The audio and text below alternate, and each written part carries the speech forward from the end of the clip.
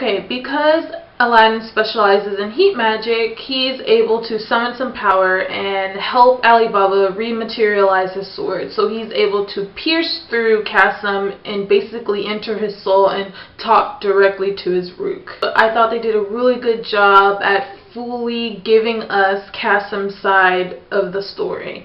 We were able to sympathize with him, we were able to sort of relate to him, and we basically feel sorry for him.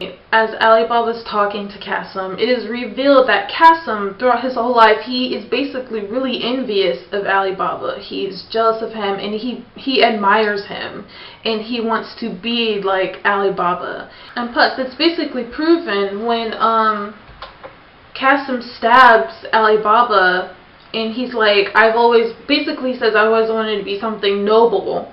And you see an older Alibaba come up above him. That basically tells you, yeah, I've always wanted to be you. Now, what Kasim's problem was, he never accepted himself. He always thought lower of himself, and he never wanted to be like himself. He couldn't fully embrace who he was. And I mean, why would he? He comes from, he thinks, why would he? He comes from a horrible place. His father was crap.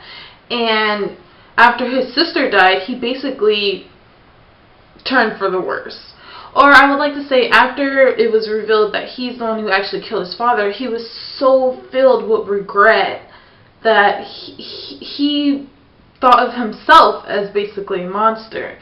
Therefore, he didn't want Alibaba to be like him. He wanted to be like Alibaba. Now, what's sad about Kasim is, in his whole story, is that if he had just accepted who he was and accepted where he came from, as shown in an episode, he could have lived a pretty normal, or he could have, of course he would have struggled, but he could have lived a pretty okay life. He could have met a woman, he could have been happy, and he could have stayed friends with Alibaba for the rest of his life. He even says, maybe we should have talked more, or maybe I should have talked about how I felt with you more. Now, I thought they did a great job when, after Alibaba overcomes Kasim's Black Rook, it starts to crumble and it's pulling him away. Alibaba's all crying and he's upset, and it was just really executed very well, the emotion through the scene where Alibaba's running to him, and as he's about to embrace him, he shatters and goes. The scene where you just see the credits roll and you see everybody and their loved ones together, that I thought was probably the second best scene. The first scene being that whole sequence of Alibaba running towards Kasim, really emotional.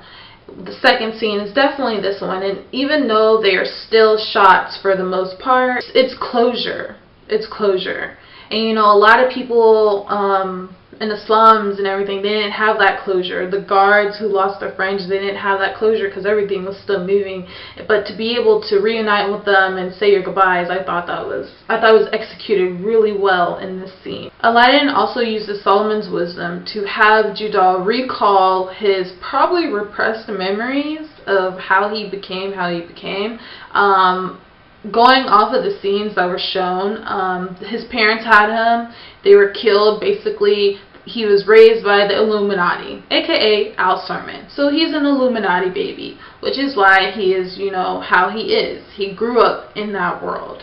They took him away. Okay, when the Al Sermon guy was on his magic carpet flying away, the moment Mazwer, like, you just saw a thigh kick him to the ground, I was just like, you are so dead. So Mazwer, Jafar, they're there, they hold him back, and you just see Sinbad and all of his badassery. And he has his sword, and with one powerful move, he used basically its spirit bomb times 1,000, and he blasts him away.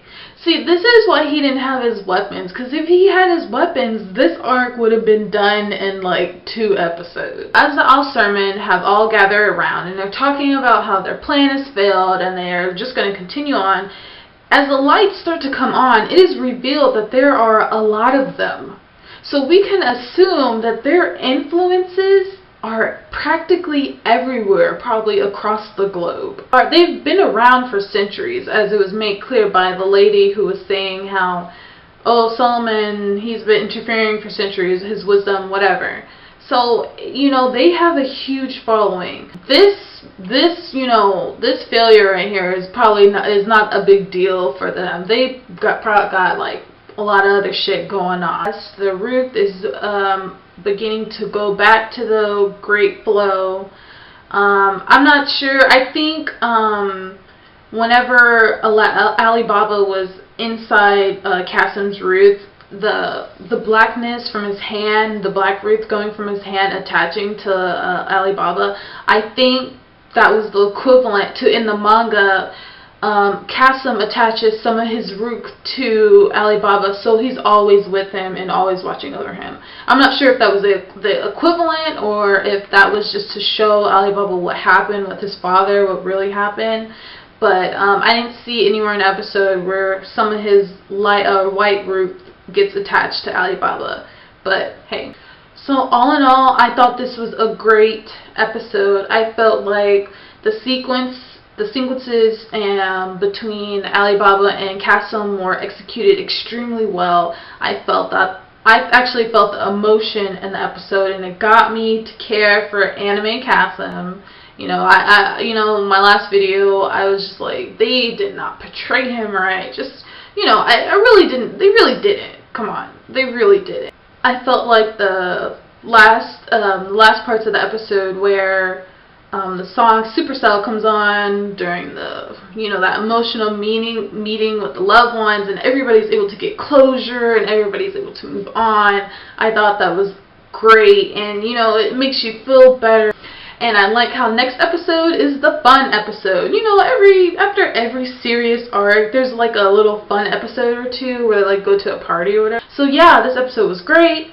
Loved animation, really emotional. And those are my thoughts. So I will see you guys next time. Bye.